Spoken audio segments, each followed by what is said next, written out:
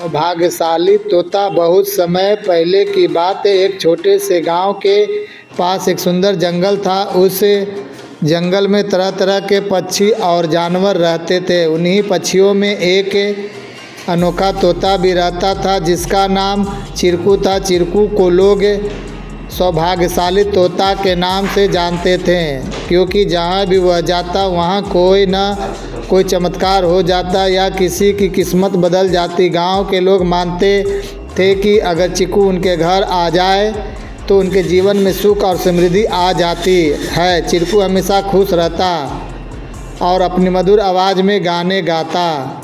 लोग उसे फल और अनाज खिलाते और उसकी भलाई की कामना करते थे। चिरकू भी गांव के लोगों से बहुत प्यार करता था और जहां भी जाता खुशियां बांटता। एक दिन गांव में एक गरीब किसान जिसका नाम रघु था बहुत परेशान था। उसकी फसलें बर्बाद हो गई थी और उसके पास खाने को भी कुछ नहीं था। वह दिन रात मेहनत करता लेकिन किस्मत उसका साथ नहीं दे रही थी। एक दिन रघु ने गांव के लोगों से चिरकू के बारे में सुना और सोचा कि शायद यह सौभाग्यशाली तोता उसकी भी मदद कर सकता है। रघु ने तय किया कि वह चिरकू से मिलकर अपनी किस्मत बदलने की विनती करेगा। अगले दिन वह जंगल की ओर चल पड़ा और चिरकू को खोजने लगा।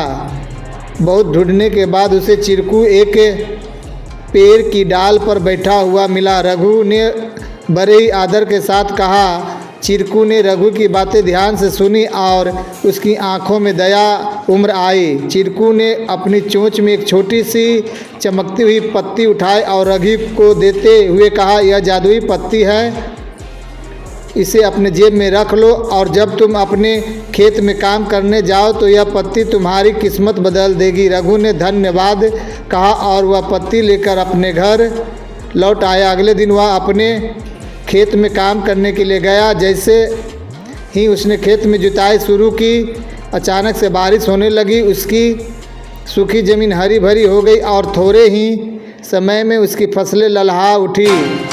रघु की मेहनत सफल हुई और उसकी किस्मत सच में बदल गई। अब रघु के पास भरपूर अनाज था और वह फिर से खुशहाल जीवन जीने लगा।